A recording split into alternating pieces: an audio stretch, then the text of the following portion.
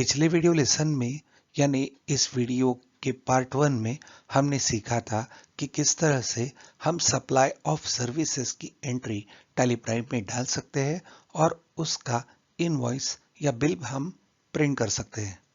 इस video lesson में हम सीखेंगे कि अगर इस सप्लाई ऑफ सर्विसेज के अगेंस्ट हम अगर एडवांस लेते हैं तो क्या होगा और किस तरह से हमें उसके अगेंस्ट जीएसटी पे करना होगा। सीजीएसटी एक्ट 2017 का सेक्शन 12 से लेकर सेक्शन 14 तक टाइम ऑफ सप्लाई के बारे में डिटेल्स देता है। तो एक्ट के हिसाब से जिस वक्त जिस टाइम को गुड्स या सर्विसेज दिए गए उस वक्त उस टाइम को जीएसटी एप्लीकेबल होना चाहिए।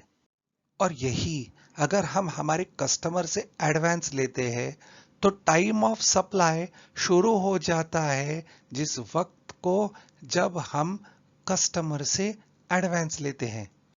तो ऐसे लिए हुए एडवांस को हम इंक्लूसिव ऑफ जीएसटी पकड़ते हैं, यानी जो हमें एडवांस मिलेगा वो हमारे सर्विसेज का एडवांस होगा और उसको जोड़ के होगा जीएसटी। तो जो पैसे टोटल आएंगे वो इंक्लूसिव ऑफ जीएसटी होंगे और ये इंक्लूसिव ऑफ जीएसटी जो है वो हमें पहले सरकार को भरना होगा और इसकी एक रिसिप्ट बनाई जाएगी और कस्टमर को दी जाएगी। उसके अंदर पूरे जीएसटी का उल्लेख होगा।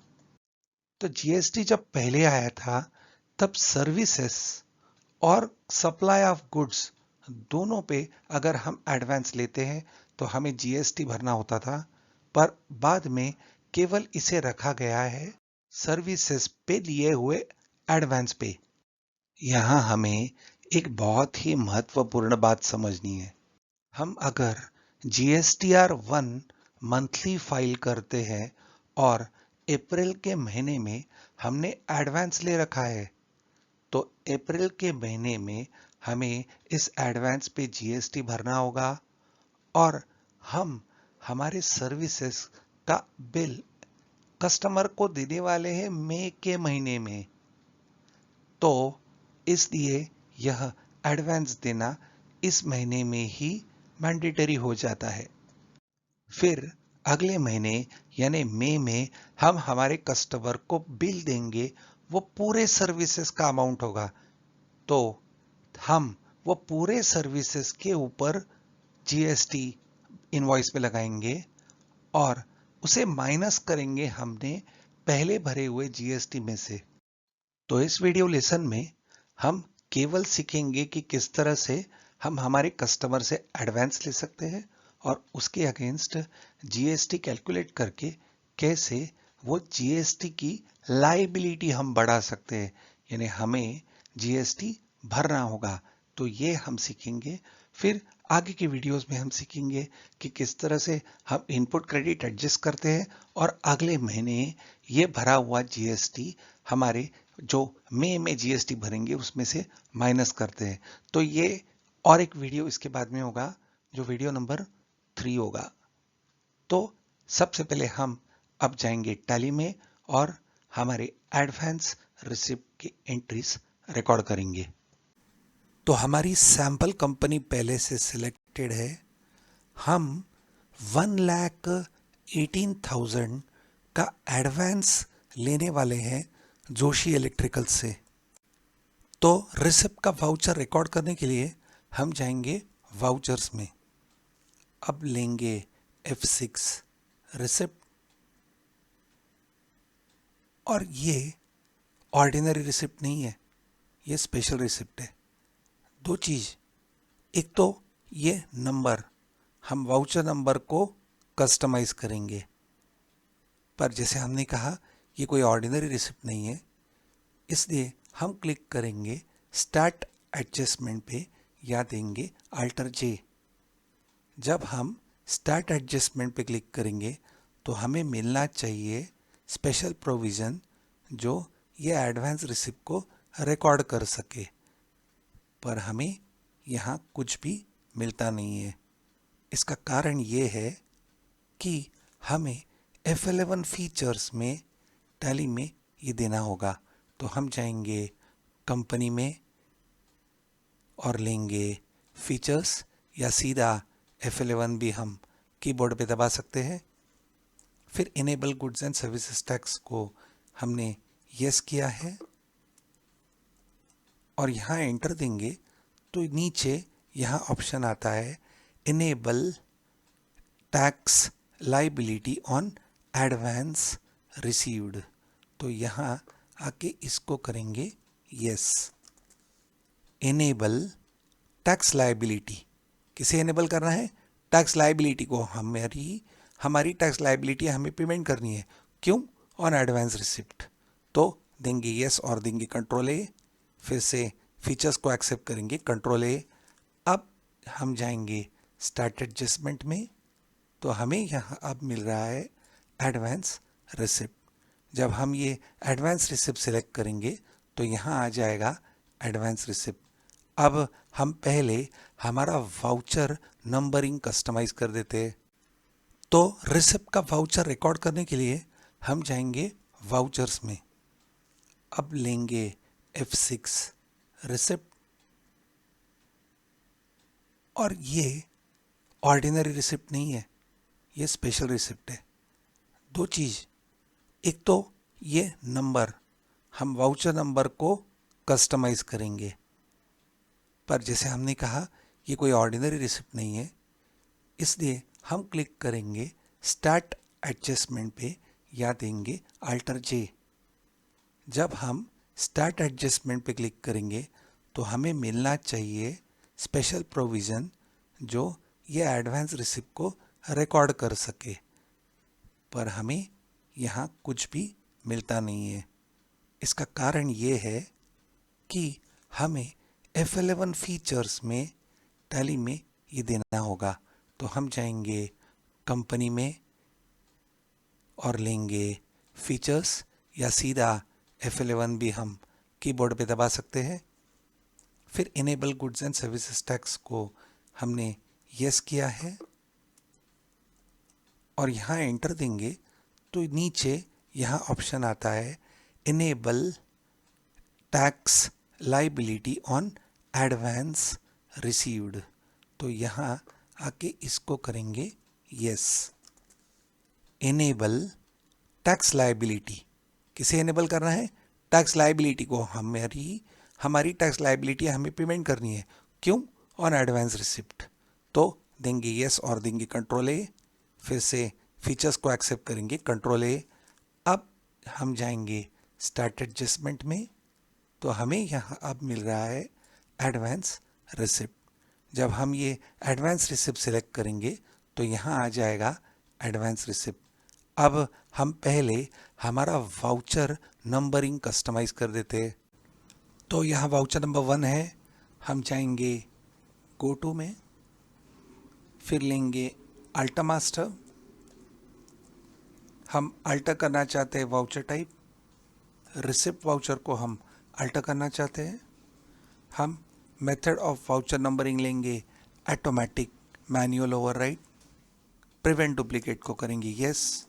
यूज़ एडवांस कॉन्फ़िगरेशन को करेंगे यस। उसके बाद स्टार्टिंग नंबर लेंगे 1, विड्थ ऑफ न्यूमेरिक पार्ट लेंगे 5, prefill with 0 yes. Prefix applicable from April लेंगे RE डैश, क्योंकि वो रिसिप्ट है, और उसी तरीके से अप्रैल। यहाँ लेंगे हम हमारा फाइनेंशियल ईयर पीरियड जो है ऑब्लिक 2021। तो एक्सेप्ट करेंगे कंट्रोल ए, एस्केप एस्केप। तो वाउचर नंबर का प्रीफिक्स आ गया RE dash, width of numeric part हो गया 5, प्रीफिल विद 0 पहले आ गए 0, ऑब्लिक सफिक्स हो गया 20-21। तो अब देंगे एंटर। हमने एडवांस लिया है जोशी इलेक्ट्रिकल से। अब हम जैसे ही पार्टी सिलेक्ट करेंगे तो ये स्क्रीन आएगा। अब यहाँ हम देख सकते हैं कि लिस्ट ऑफ स्टॉक आइटम्स आ रहा है। तो हम एडवांस गुड्स सप्लाई के लिए नहीं कर रहे, हम सर्विसेज के लिए एडवांस ले रहे हैं। तो यहाँ टैली ने एक ऑप्शन दे के रखा है, शो लेजर्स। हम इसे क्लिक करेंगे तो यहाँ हमें लेजर्स की लिस्ट मिलती है। यहाँ हम सिलेक्ट करेंगे इलेक्ट्रिकल इंस्टॉलेशन सर्विसेज, देंगे एंटर। अब यहाँ अमाउंट डालेंगे, हमें मिला है 1,18,000, 1,18,000। तो 1 लाख है हमें एडवांस और 18,000 है जीएसटी।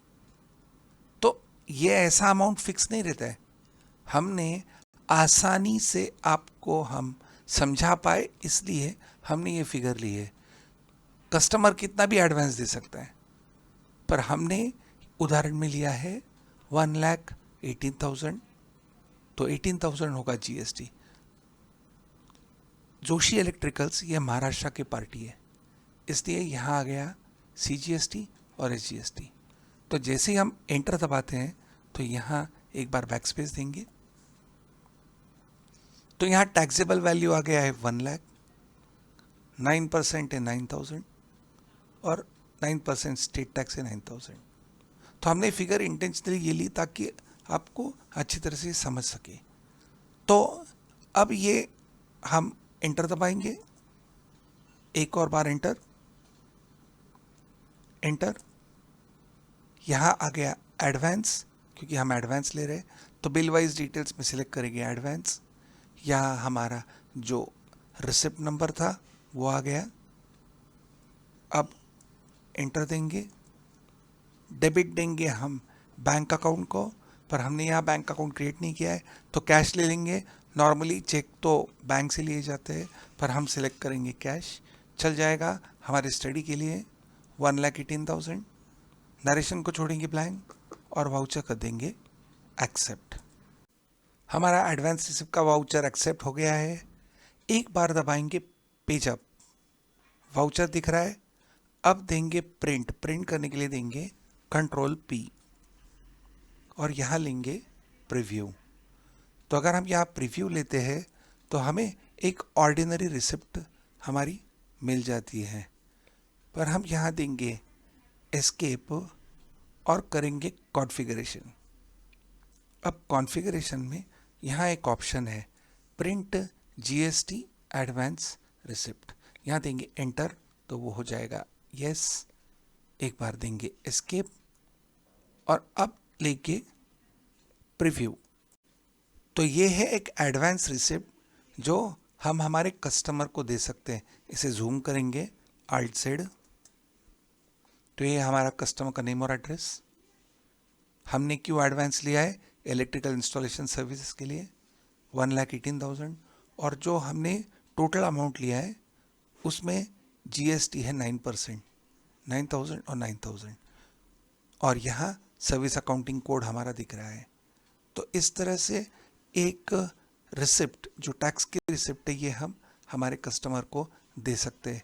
तो अब हमें ये समझ रहा है कि ये 9,000 हमें गवर्नमेंट को भरना है। इसका असर हमें GSTR 1 पे भी मिलता है। तो हम अब GSTR 1 चेक करेंगे तो जाएंगे डिस्प्ले में, GST रिपोर्ट्स में और लेंगे GSTR 1। क्यों? क्योंकि हम हमारे कस्टमर से एडवांस ले रहे हैं, तो वो हो गया GSTR 1।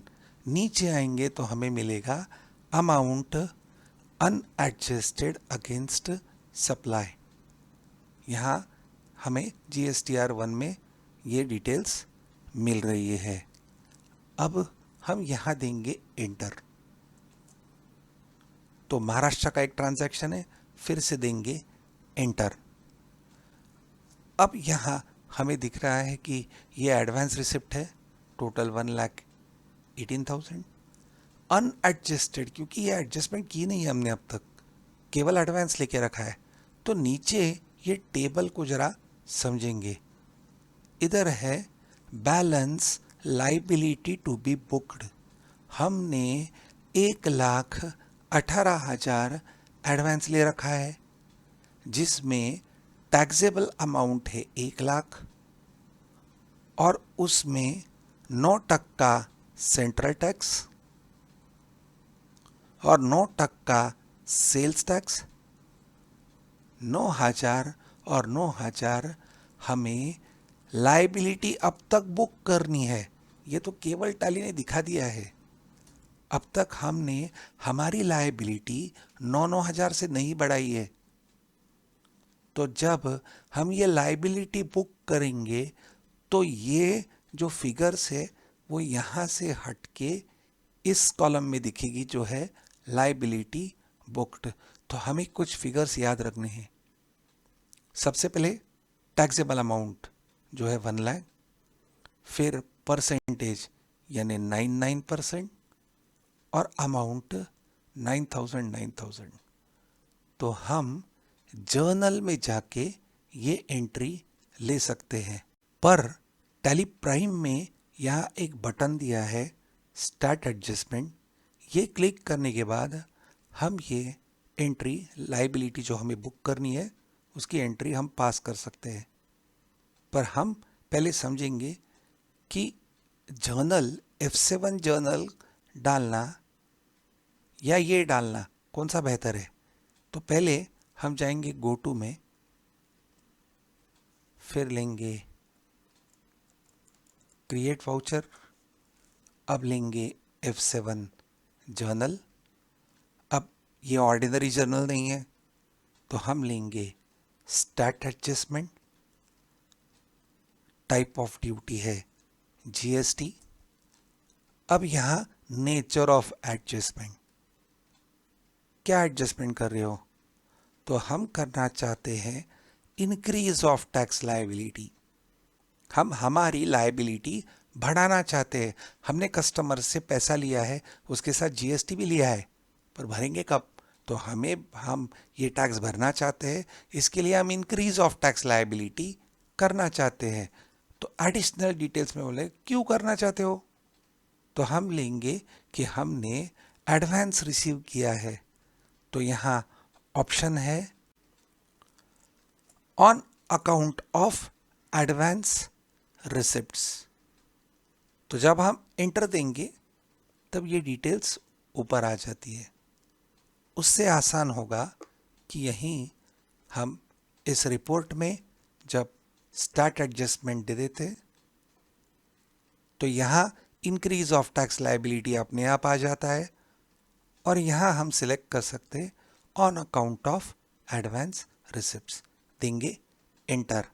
अब ये जर्नल एंट्री हम यहाँ पास करेंगे। तो हम इस वाउचर के द्वारा हमारी टैक्स लायबिलिटी बढ़ाना चाहते हैं। लायबिलिटी के बैलेंसेस कभी भी क्रेडिट होते हैं। तो CGST और SGST ये जो लेजर्स है दो, एक CGST का लेजर और SGST का लेजर, हम कभी भी सेल्स के साथ यूज करते हैं। क्यों? क्योंकि ये लेजर्स क्रेडिट होते हैं।